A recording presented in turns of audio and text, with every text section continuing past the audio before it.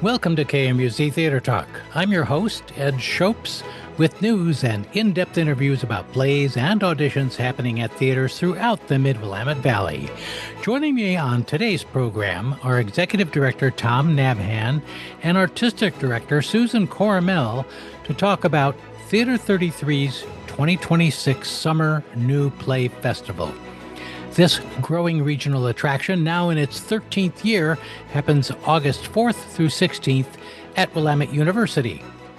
And I'll also talk with Struts Frets Theatre Company Director Hannah Fawcett and actors Bree Trickle and Bryce Hayes from Shakespeare's romantic comedy 12th Night, or What You Will, playing August 6th through 9th and 13th through 15th on the Main Street Park stage in Monmouth. But first, let's check the KMUZ Theatre Talk calendar for news about shows and auditions happening at your favorite Mid-Willamette Valley theaters. For the McMinnville and Newburgh area theaters, at Gallery Theatre in downtown McMinnville, Steel Magnolias, that enduring story of female friendship told through a mix of laughter and tears, plays July 24th through August 16th at Gallery Theatre. Check out my interview with director Leslie Inman and two actors from the show on the KMUZ Theatre Talk podcast.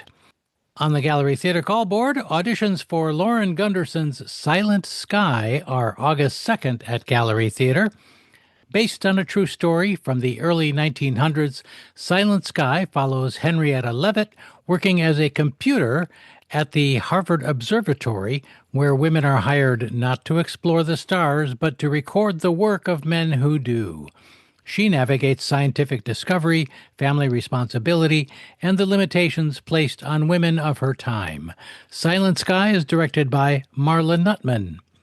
For show information, tickets, and audition details, go to gallerytheater.org and Gallery's Facebook page. At Penguin Productions in Newburgh, Sense and Sensibility is their summer outdoor play running July 23rd through August 8th. Playwrights Roger Parsley and Andy Graham have streamlined Jane Austen's novel into a fast-moving adaptation that retains all the delicate irony, spirit, and romance of the original into a perfect play for an enchanting summer evening. For show information and tickets, go to the Penguins Onstage website or their Facebook page. For the greater Salem area theaters, Backyard Broadway in Salem is holding its first summer theater day camps for kids, starting kindergarten through students starting high school. Registration is still open for their theater classes running July 20th through 24th and August 10th through 14th. You can sign up your kids for 1 or 2 weeks of classes. Each class puts on free performances at the end of their theater week. For registration information, go to @BackyardBroadwaySalem on Instagram or email backyardbroadwaysalem@gmail.com. At Children's Educational Theater in Salem, Performance Week for CET's elementary and high school students runs July 17th through 24th. See the CET Facebook page and cetsalem.org for performance dates, times, and venues. At Kaiser Homegrown Theater, A Midsummer Night's Dream, co-directed by Linda Baker, Tavis Evans, and Becky Nielsen, plays July 16th through 18th at the Kaiser Elks Club backyard. Catch my interview with Linda, Tavis, and Becky about this magical summertime story on the KMUZ Theatre Talk podcast. I Love You, You're Perfect, Now Change by Joe DiPierto and Jimmy Roberts plays August 7th through 23rd at KHT. It's directed by Shalene and Natalie Reed Holbrook. For show information and tickets, go to kaiserhomegrowntheater.org and their Facebook page. At the Pinnacle Theater in Salem, the Neil Simon rollicking comic farce Rumors closes July 18th. You can learn more about Rumors from director Robert Barnett and actors Scott Ramp and Jen Killikelly on the KMUZ Theatre Talk podcast. Pinnacle Theater will announce its 2027 season on July 24th and 25th in the theater lobby, along with an evening cabaret performance of Songs for the Homefront. And the high-energy musical Catch Me If You Can runs August 14th through September 5th at Pinnacle. Based on the hit film An Incredible True Story, Catch Me If You Can is a high-flying musical comedy about chasing your dreams and not getting caught. It's directed by Wendy Boyack.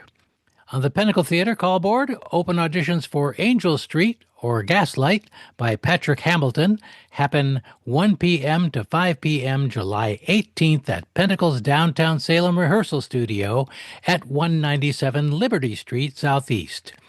The show is directed by Gregory Jolivet and runs October 2nd through 24th. See the pinnacletheater.org website and Facebook page for show information, tickets, and audition details. Struts Frets Theatre Company will bring Shakespeare's romantic comedy 12th Night, or What You Will, to the Main Street Park stage in Monmouth, August 6th through 9th and 13th through 15th. Later in today's program, I'll talk with director Hannah Fawcett and actors Bree, Trickle, and Bryce Hayes, who play twins who are separated by a storm, and how they both find each other and true love in far-off Illyria. Performances are free to the public, and donations are encouraged. For more information, see the Struts and Frets Facebook and Instagram pages.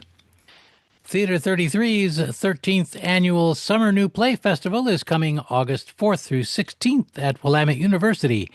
This summer's shows, celebrating Oregon and Northwest playwrights, include Lights in the Sky by Ricky Zipp, a political satire about the blindness of power and the violent choice that human beings decide to make. Pull by Sarah Jean Acquardi. A group of teachers attend a gun safety training program designed for educators planning to arm themselves in the classroom. Bewitch by Rob Smith. All Kendra has ever wanted to be is a witch. Sadly, her magic, with a K, doesn't make for the most solid career. And the festival's pop-up plays include Crumbs, or Migas, by Rebecca Torino Collingsworth. 15 years after 2 hungry children are orphaned during a Latin American coup, they return, a modern-day Hansel and Gretel, to follow what migas they can in search of their father. Prodigies by Brooke Bethel. When a talented new competitor appears at an annual youth piano contest, 4 other students question their own competency and ability to keep up with the growing demands of being a prodigy. Majnun by Leili Rohani. Nearly a year after her mother passed, Asal is depressed, fed up, and still grieving. She decides to finish a painting she's been working on since her mother's death, only to find it has taken on a life of its own. Majnun is a story of family, grief, and finding our way to lost loves. Con by Curtis Fry. As the first federal constitutional convention since the original descends on Washington, D.C., the city transforms into a high-stakes shit show. Theater 33's Susan Coromel and Thomas Nabhan return to KMUZ Theatre Talk on today's program to fill us in about how their 13th annual New Plays Festival has evolved into a regional attraction. See the Theater 33 Facebook page and theater33.org to reserve your Summer Festival 2026 tickets. For the Staten and Silverton area theaters, at Brush Creek Playhouse in Silverton, the School Marm's Matrimony Mayhem plays July 24th through August 9th. At long last, lovely school marm Molly Dewdrop will finally marry her handsome fiancé, Biff Baxter. But their arch enemy, Blackie LaRoche, will stop at nothing to sabotage the wedding and win Molly as his bride. And so will Badlands' Brenda Baxter, who has designs on Biff. Will the wedding happen? Will Blackie and Brenda succeed in their evil schemes? Can Molly and Biff get hitched without a hitch? There's only one way to find out. go to brushcreekplayhouse.org and their Facebook page for show and ticket information. For the Albany and Corvallis area theaters, at Albany Civic Theater, Shakespeare's magical comedy A Midsummer Night's Dream graces the stage through July 25th. It's directed by Arlene Olson. And on the Albany Civic Theater call board, auditions for The Haunting of Hill House happen July 20th through 22nd at ACT. That show plays October 23rd through November 7th and is directed by Dan Bushong. For show and audition information and tickets, go to albanycivic.org and Facebook. Merely Players is a very creative Shakespeare troupe, and they're at it again with their summer tour of Much Ado About a Handkerchief. This show is an original mashup of Shakespeare's Much Ado About Nothing and Othello, adapted by Rachel Kohler. It's not quite a new play. Instead, it uses Shakespeare's very old words in a very new way, asking, what if Much Ado was a tragedy? This PG-13 show runs July 18th through 29th, with performances in Junction City, Philomath, and Corvallis. For show information, dates, and tickets, go to merelyplayersoregon.com or their Facebook page. At the Mid-Valley Musical Theater in Albany, they will present the classic Broadway musical Guys and Dolls August 6th through 15th at the Albany Performing Arts Center.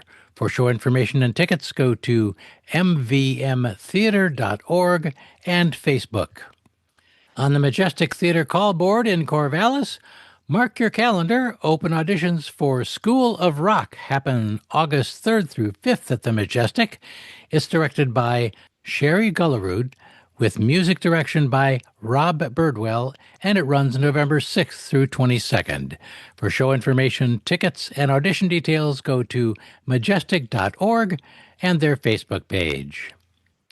For the Mid-Valley Colleges and Universities, at Western Oregon University in Monmouth, from July 29th through August 1st, you can see Firebringer, a new Stone Age musical directed by James Murray V, with musical direction by Claire Hudkins. Performances at Rice Auditorium are free to the public, and donations are welcome. For more information, go to the wou.edu theater page and their Facebook page.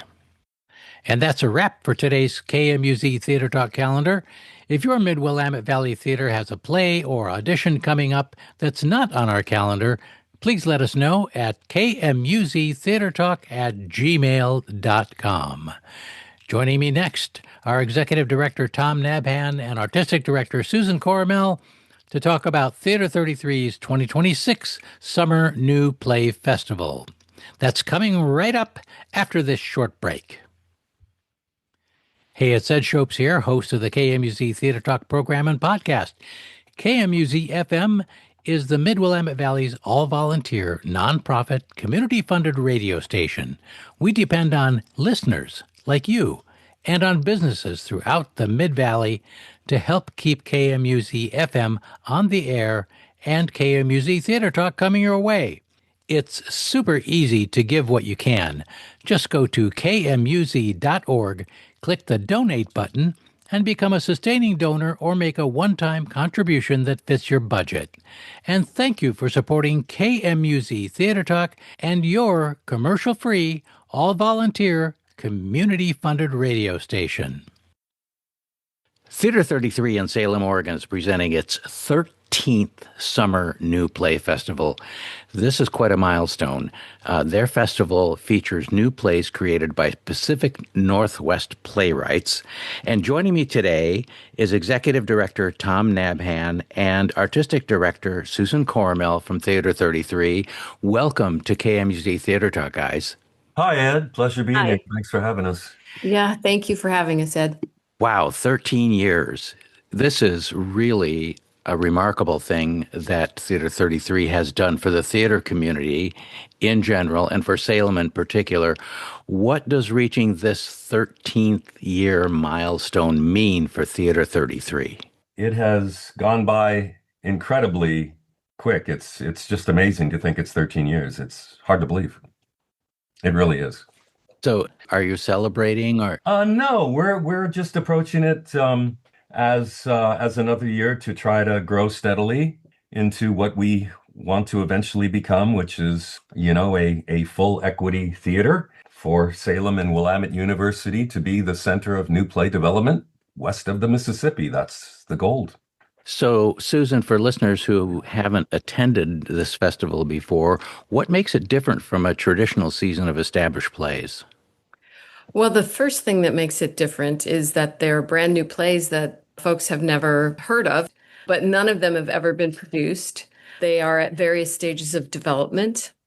This summer, if you were asking, would we do anything celebratory? I think the thing we found ourselves looking at in the submission process, or drawn to in the submission process this year, is really strong storytelling, but also comedy. We all need to laugh these days, don't we? Yeah, we thought that might be really helpful to have. I mean, I keep hearing that from a lot of theaters, like, we just need to have a laugh. Yeah, that is one of the distinct things is that they are all new plays. We distinctively don't choose plays that have more than 6 actors. You can have many characters, but only 6 actors. And that gives us a scope. This year is all plays. There are no musicals this year, but there are several comedies. And so what distinguishes us differently from other theaters as well, or other companies, Ed, is we develop the plays in production. We really have the most robust play development process in the region. We've expanded from 80 hours of rehearsal last year to up to 160 hours this summer. Once we choose the 6 plays, we assign a dramaturg to each playwright. That's something that we kind of uniquely do. And then when rehearsals start, we do lodge the playwrights in Salem if they desire so to be here in person, or they join via Zoom. They attend all rehearsals and engage with the dramaturg in rewrites throughout rehearsals. And in one of our plays, several major rewrites have taken place already. Near the end of rehearsals, we do stop the rewriting process because the actors have to be fully memorized. This year, that's another distinction.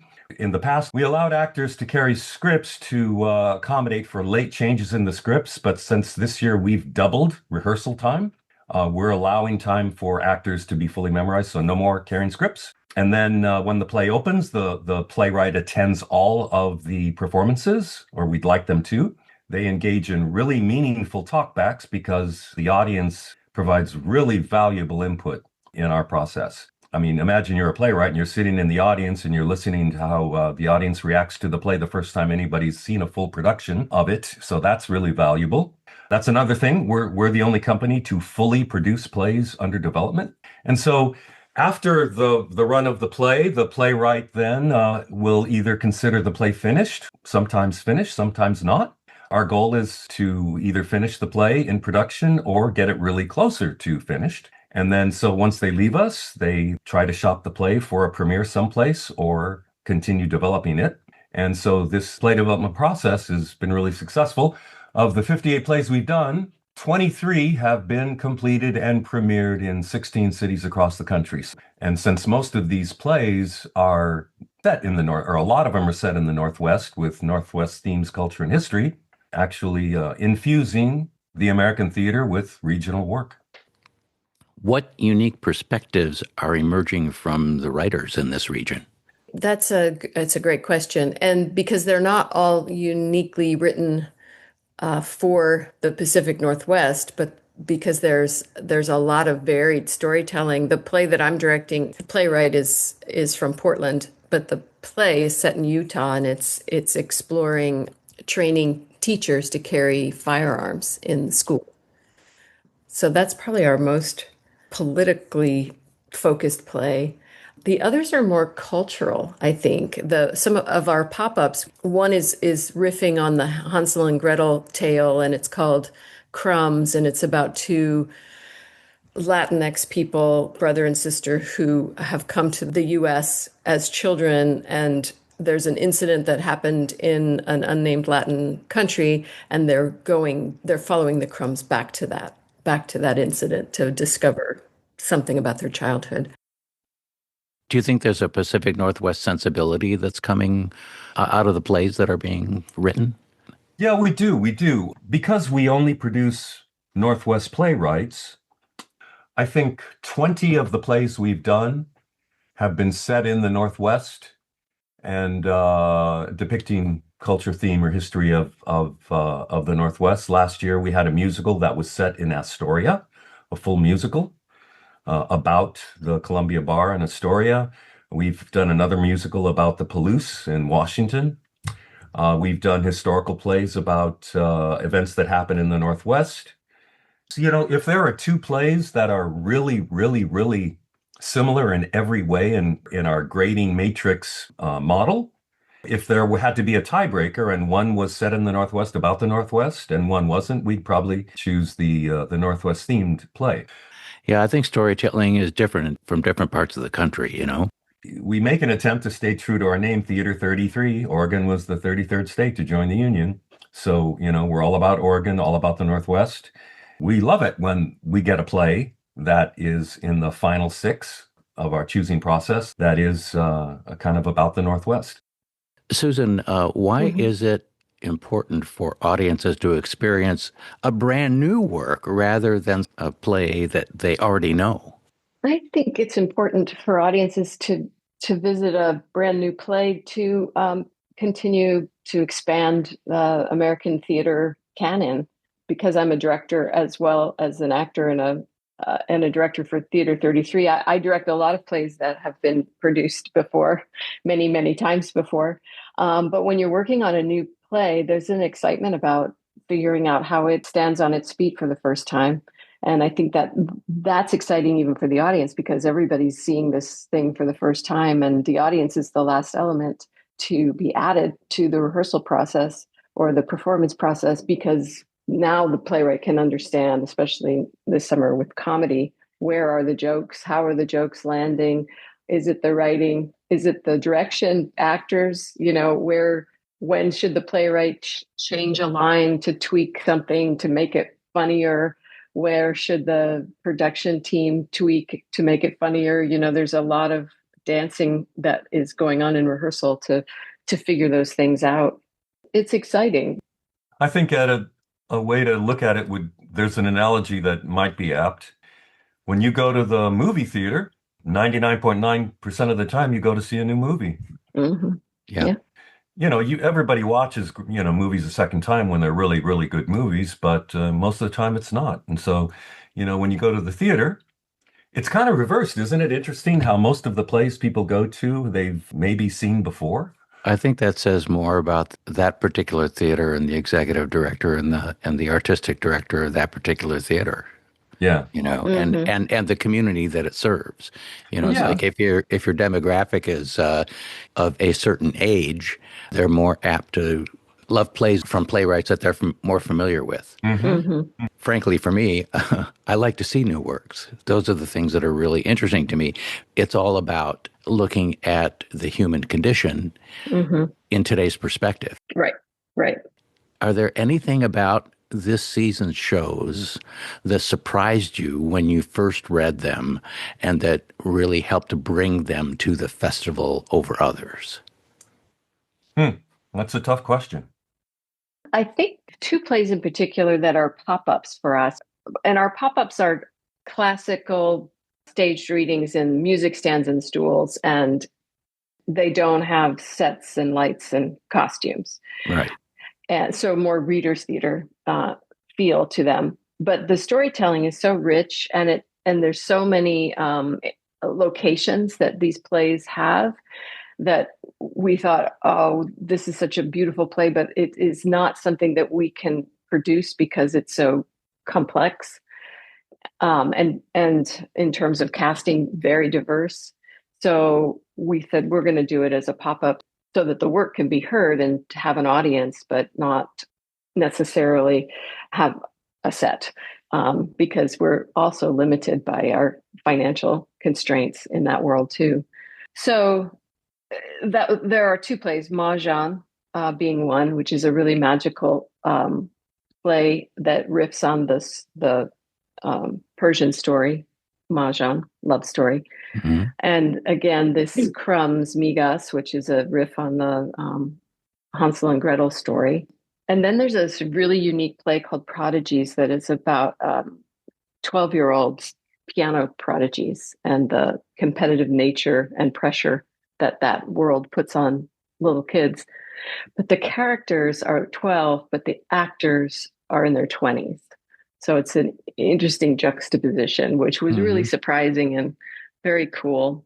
So those were definitely big surprises. We have a very fun 1960s comedy, leaning farcical, set in the government UFO office. And that just it's funny on quite a few levels. It's funny for us when we hark back to Dr. Strangelove, but also right now in our government, what are those offices like? Right. So we're kind of watching it with our 2026 lens. It's a group of misfits in an office in a basement someplace whose job is to keep track of UFO sightings and the people who've experienced them. And they play an integral part in saving the Earth from destruction, from aliens coming back to seek revenge. Wow. It's just a flat out, really funny comedy. That's one of the pop-ups, right? No, that's a full production. Oh, that's a full production, yeah. Okay, what's the name of it? Lights in the Sky. Tom talked about the 3 plays that are in repertory, and Susan, you just talked about the pop-up shows. For someone who has never attended a staged reading, like for the pop-ups or even a new play festival, what would you tell them that they should look for? We've had several people say when they attend a staged reading rather than a full production that they're able to use their imagination more. And in some ways, it's a more fruitful experience because of that. Rather, being told everything by what you're visually seeing, even though our staged readings, they just don't stand there and read. There is some blocking. They've rehearsed it a lot. We may add a little bit of design here or there, a prop here or there. So it's not just stand and read. It's much more than that. But it still leaves much more to the imagination, and you conjure the thing in your mind while you're seeing it. In some ways, it cuts to the bone. In some ways, others, who want the full experience of the light, sound, props set, it's a different animal. By the way, Ed, all 6 plays are in repertory. The 3 pop-ups are going to be previewed in Portland at PSU on July 17, 18, 19. It's a preview. And then those 3 pop-ups are going to join those 3 stage readings are going to join the 3 full productions when the full festival opens August 4th. And all 6 plays will be in repertory. We're going to be doing 9 performances of all 6 plays in 3 theaters each week. And so there's a different play every night, and on some days there's 2 plays. On Friday, Saturday, and Sunday, there are 2 plays each day. Well, this is something that has evolved for Theater 33. And when Theater 33 Summer Festival started, you didn't have plays in repertory. What prompted the change? What do you see you gained from that change?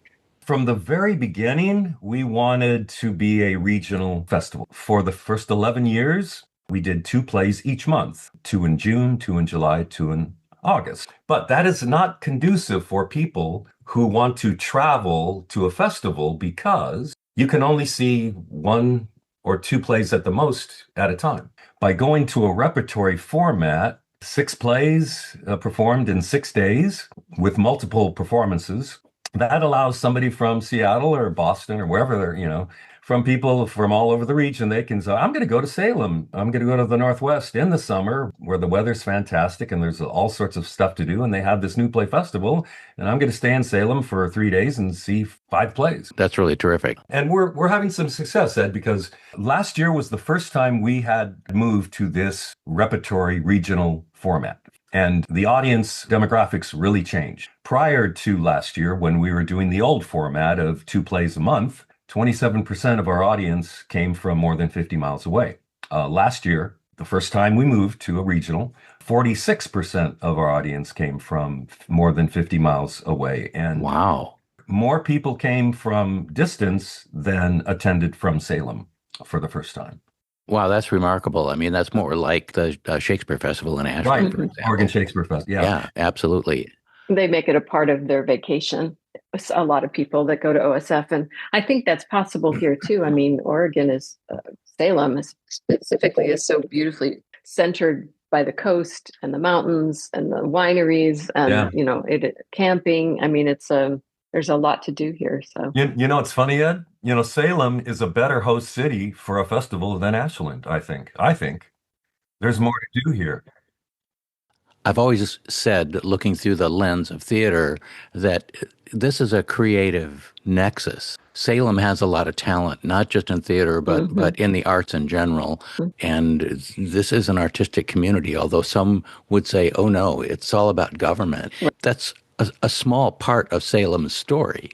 The impression is that, you know, a lot of people drive from Salem to Portland to see theater, right? Even though there's a lot of good theater here, right? Right. We're kind of reversing that trend because 33% of our audience drove from Portland to Salem. Wow. That's really telling, you know, because when you do something unique, something new, there's a draw for that. I don't want to see Kiss Me Kate one more time. I want to see want to see something brand new, you know. I mean, Kiss Me Kate's a wonderful show. I love it. It's one of my favorite musicals, you know, and I go and see it in a heartbeat if somebody was putting it up on stage. But to see new works, that's really fantastic. So in the 13th season, is there anything new that an audience can expect when seeing the new plays this summer? Well, yes. So we are donation based because we want to expand theater access to youth, lower income adults, underserved communities. And we've always been that way, and we still are that way. The fact, if you don't have any money, you can't afford anything, you can come and see a full production for free. But we are offering a season pass for the first time. Wow. That season pass is $100. And for that $100, you can see all 6 plays one time at a day of your choosing. So if you buy the pass, you get a code, and then you use that code to reserve a seat at each of the 6 plays on any day you want. And so that's a new concept. I think that's a great idea. And even if you don't see 6 plays, it's still a bargain. Mm-hmm. If you can't see them all 6, you can give your seat to somebody else. To the Uber driver that brought you to the theater. Right. You know? Right. Anybody can see the play, just use the code. One viewing of each play. When audiences leave this year's Summer New Play Festival, what do you hope they'll be talking about on the way home in the car? I think they hopefully are talking about how wonderful the play was, or how fruitful the after post-show discussion was, or isn't it interesting the questions that arise from this play and how much we're talking about it still as we drive home. Audiences have changed these plays over the years. Last year we produced a musical, and during the course of those talkbacks, the playwright was talked out of a whole scene and a song. And he took it out of the play entirely and has put it into another musical that because he loves the song. I got to use the song somewhere, but I understand it's out. We've taken it out. And he's changed characters. He changed quite a few things based on the performance that the audience saw last summer. So that's another thing that an audience should understand when they're leaving. If they've stayed for the talkback and they're leaving and they're driving home, they should know that they have had influence over the next stages of this play. And I'm hoping as they leave, they'll think how important it is to support new plays and new play development, because theater only exists or continues to thrive with new work flourishing. Well, folks, Theater 33's Summer New Play Festival happens August 4th through 16th at Willamette University. And this is a fantastic 13th year. You can learn more about each one of the shows, the 3 shows that are in full production and the pop-up shows at theater33.org. You can also get tickets at theater33.org and a season pass. And don't forget that the play information is also always available on the KMUZ Theatre Talk calendar. I want to thank Tom Nabhan and Susan Coromel, the Executive Director and Artistic Director of Theater 33, for joining us here today on KMUZ Theatre Talk to talk about the 13th Annual New Play Festival at Willamette University. Thanks so much, guys. This was a great conversation. Thank you very much, Ed. Thank you. Thanks, Ed. Coming up next, I'll talk with Struts and Frets Theatre Company Director Hannah Fawcett and actors Bree, Trickle, and Bryce Hayes from Shakespeare's romantic comedy 12th Night, or What You Will, coming to the Main Street Park stage in Monmouth, August 6th through 9th and 13th through 15th. We'll be right back after this. Ed Schoaps here, host of KMUZ Theatre Talk. I know you love hearing about shows and auditions at your favorite Mid-Willamette Valley theaters, or you wouldn't be listening to KMUZ Theatre Talk right now. That's why I'm asking you to go to kmuz.org today and hit the donate button to support KMUZ Theatre Talk and your all-volunteer, commercial-free, nonprofit community radio station. Please help us keep the lights on and the transmitter humming. Make a one-time donation or become a monthly sustaining donor, whatever fits your budget, at kmuz.org. And thanks a million for supporting KMUZ FM and KMUZ Theatre Talk. William Shakespeare wrote a lot of really good romantic comedies, and one of the best, and one of my favorites, is 12th Night, or What You Will. It's playing at the Main Street Park stage in Monmouth, August 6th through 9th and 13th through 15th. And I'm talking today with director Hannah Fawcett and actors Bree, Trickle, and Bryce Hayes, who play twins who are separated by a storm, and how they both find each other and true love in far-off Illyria. Welcome to KMUZ Theatre Talk, you guys. Thank you for having us. Yeah, hello. It's wonderful. Hannah, tell me a little bit about what you really love about 12th Night and why you're bringing it to the stage this summer in Monmouth. 12th Night is one of my favorite plays in the canon. I think this is my 6th production of 12th Night. Wow. It comes around a lot. And that's not even counting, the sort of offshoots, because Ed, you and I were in Shakespeare in Love together, right. Which is, sort of a love letter to 12th Night and Shakespeare as well. So that's not even counting that one. But I love this play. I love its big beating heart. We've talked a lot in the rehearsal process about how this play is so very nearly a tragedy at almost every turn, like any good comedy is. But this one, it has such a deep vein of mourning and grief and loss. And we've been so inspired by the hope and sincerity that all of these characters are muddling through with this deep sense of loss and trying to move forward and seek whatever that their life is going to be. Hannah, 12th Night is one of Shakespeare's best. Tell me what you value about this show and why you're presenting it this summer in Monmouth. 12th Night is one of my favorites in the canon. It has such heart and such sincerity to it that it feels like a perfect play to present as a free Shakespeare in the Park. It's approachable. I think anyone who has, never seen a Shakespeare play before can come see this play and fall in love with it. It's a fun plot. It's easy to follow. It has incredibly beautiful language in it, but it doesn't condescend to an audience in a way that sometimes some other heightened language pieces can be inaccessible. Yeah, I know that's kind of tough for an audience sometimes to find the rhythm of the show. I agree with you. The reason that this is one of my favorite shows is it is so approachable. And that is true even despite how complex the plot is, because, how many different wonderful characters there are in this show. For sure. And with mistaken identity, and everyone's in love with somebody that doesn't love them back, and there's all these love triangles. Yeah, it is complicated, but it is still so approachable, and it's so relatable. All the struggles that the characters are experiencing, we've been there before, right? With unrequited love and just having such deep feelings for someone who maybe doesn't love you back, and gosh, you wish they did. It's really, really relatable. Bryce and Bree, you sound like twins. You're playing twins. Are you really twins? Believe it or not, we are not. I understand that you are mistaken for siblings by some people because you do have a twin-ish look. Yes, we do. We look very similar. And when I first met Bryce, he was like, I didn't think we looked alike at all. I was like, everyone just thinks it's the glasses. But then we started hanging out more, and I was like, dang it, we really do look alike. Well, that's a plus for this show. Another plus, Bree, for you is that this is another one of Shakespeare's great pants roles to play Viola.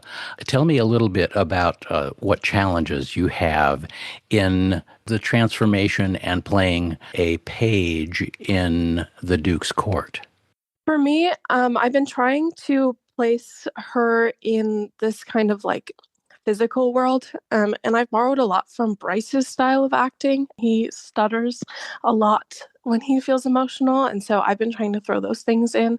Viola has this line in the play where she talks about how she imitates her brother when she pretends to be a man. And I think that it's rooted in such grief, like the fact that she can't live without her brother. And so she chooses to imitate him is something that is so deeply full of love. And so I've tried to bring that into my performance as much as I can. Bryce, Sebastian and Viola are separated by a storm, and each one thinks the other is lost to them. As you tread the stage as Sebastian, what are the things that you're thinking about in your performance that help you keep that thought alive and express how your character is thinking about his loss? One of the biggest things we've really tried to lean into with this production is Sebastian's relationship with Antonio and the not so subtle romantic undertones at play in that dynamic. It's been a balancing act between grieving this tremendous loss, but also being thrown into a situation that is incredibly comforting for quite possibly the first time in a long time, if not ever. And so it's been this back and forth of Sebastian is just kind of on a roller coaster of emotions, but throughout every single time we see him, he just doesn't stop bringing up the truest grief that he is feeling, which is his sister. So it's been sort of, how can we portray all of these complex scenes and interactions, but never let the true motivation be obscured during all of that? It's really helped inform the sort of relationships between like Antonio and Sebastian and Olivia about the ways they're interacting with each other, and maybe some of the things that they're really meaning when they say things that might have a double meaning. Hannah, when you look at these characters and see how Shakespeare has portrayed gender transformation and gender confusion, what does this mean to you as the director for a production in today's world? That's such a great question, Ed. This play is so blatantly queer in a way that it is joyful and exciting, and people find their truest selves in Illyria, especially, in the case of Viola and Sebastian, people who are coming from a different location and they land in Illyria and are able to uncover the beautiful complexities of who they are. That's been really integral in the storytelling that we've been pursuing. The production has been reset to be in 1894 in Oregon. So there was an enormous flood that happened in the Willamette Valley in 1894. And so we have chosen to set the play at that time. So the shipwreck is, there's a prologue in the beginning where the twins they're on a train, and then there's a flash flood, and that's how they get separated. Oh, good. Yes. I like it. Yeah, so it's Oregon history at the center of the inciting incident, so to speak. And so examining queerness in essentially the Wild West, it's been really cool to delve into queer Oregon stories. We have an amazing historical consultant from the Monmouth Historical Society, Amy Jaramillo, and she has really helped us, or at least helped me, connect this story to real people who were living and thriving in Monmouth in the 1890s. And, I think as a queer artist myself, my heart is so happy doing this play specifically because it's so relatable to being a young queer person just on a discovery of identity. It's been really fun to relive that time of my life, right? Mm-hmm. And to explore this with such thoughtful and generous actors and artists. Hannah, talk a little bit how your concept has transformed some of the other characters in the show besides Sebastian and Viola. We wanted to find a concept that was approachable to an audience who had maybe never experienced Shakespeare before. So we thought having Oregon history right at the center was a really exciting prospect and something that could be really palatable for a really vast and varied audience. So one of the things that has been exciting to look at for the 1890s is the sound, the music of this world. Mariah, who is in the original text, she's a waiting woman on Olivia, but in this one, she's sort of a saloon girl, early vaudeville performer. So Bryce has done a beautiful job of finding contemporary music to highlight the musicality of Mariah as a performer and what that looks like to help sort of enrich the world. Bryce, you're also the composer for this show. How are you using music to tell the story? It's one of the biggest focuses we have had with the music is trying to really help whisk the audience away from one location to the next. When we're in the saloon, we feel all of the sounds of the saloon, the noise, the bustle, but also just the fun, that sort of pre-blues sort of saloon-style rag music. When we eventually go off to an orchard, we have much more natural sounds, simple instruments like dulcimers and various stringed and wind instruments that would be, if not common, at least historically accurate to the time. And it's been a really fun way to not just make homage to the history that we are playing with, but also to hear sounds or music that we don't often hear in this day and age. It's doing a really wonderful job of pulling not just the actors, but also, as I've been sitting and watching, as an audience member, been pulling me into the world of all of these scenes that we are seeing. That's the thing I personally love the most about writing music for projects like this, is just really immersing the audience in the world, so much so that they forget that they're sitting in the middle of a park and they just really feel like they're in a saloon. Bree, as Viola, you get an opportunity to literally recast yourself as a servant in order to survive in a world that is different. How does the trip through the Oregon Valley help to illustrate that? What helps to drive that change for your character? I think that the way that we have set up this story and this environment has really changed kind of what the traditional way of playing these characters is. In a lot of productions that I've seen, Orsino is kind of like the worst, there's no connection really between him and Viola. But in this production, we've really leaned into the fact that they are very connected and they're very close. And the same goes with Viola and Olivia, where Viola and Olivia, they understand each other because Olivia has just lost her father and brother, and Viola has just lost her father and brother. And when she's sent to woo Olivia on behalf of Orsino, she's finding connections between them that go deeper than just Olivia's fascination and attraction to Viola. I think that's really interesting, that instead of shying away between the connection between Orsino, Olivia, and Viola, we've kind of really leaned into it. And it brings a lot of hope and heart into this play, in my opinion, that these characters are not afraid to connect with each other. Well, that's a beautiful thing. Yeah. Hannah, this sounds like a wonderful production of this show, and it goes really to the heart of what Struts and Frets Theatre Company is all about. Tell me what you hope audiences are going to take away from this show, what they're going to be talking about on the way home. I think this play feels like a warm hug. There are so many times in rehearsal where my heart is glowing because it's tender and it's beautiful and it's complicated. So I would hope that audiences would leave with a sense of a complicated story well told. And when I say complicated, I mean in terms of the emotional depth that's happening with all of the grief and loss and deep love that these characters have for each other. It's also going to be really fun. Bryce has written some awesome music, so we're gonna end on a big old bop. It's good. We'll have some dancing. We'll have some singing. It's going to be one that I hope people are leaving tapping their toes to. Well, folks, Shakespeare's romantic comedy, 12th Night, or What You Will, a production by Struts and Frets Theatre Company. It's coming to the Main Street Park stage in Monmouth, August 6th through 9th and 13th through 15th.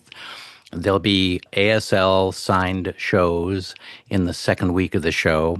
This family-friendly production is free to the public, but donations are encouraged. I hope you go and see this wonderful show. It's a story that we need for today's world. I want to thank you very much, Director Hannah Fawcett and actors Bryce Hayes and Bree Trickle, for joining me here today on KMUZ Theatre Talk. Thanks so much for having us, Ed. Thank you so much. Thank you.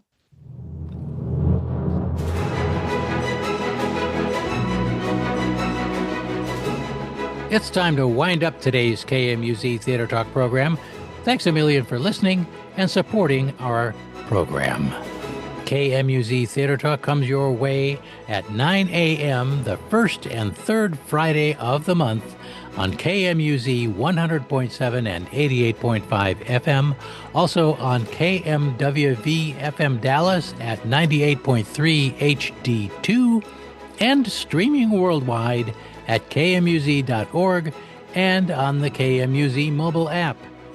If you'd like to share this program with your friends and hear more behind-the-curtain interviews, open your favorite podcast app and subscribe to KMUZ Theatre Talk. KMUZ Theatre Talk is proud to partner with the Mid-Valley Theatre Network and with Press Play Salem. I'll be back August 7th with a brand new KMUZ Theatre Talk program and podcast. And until then, I'll see you in the front row.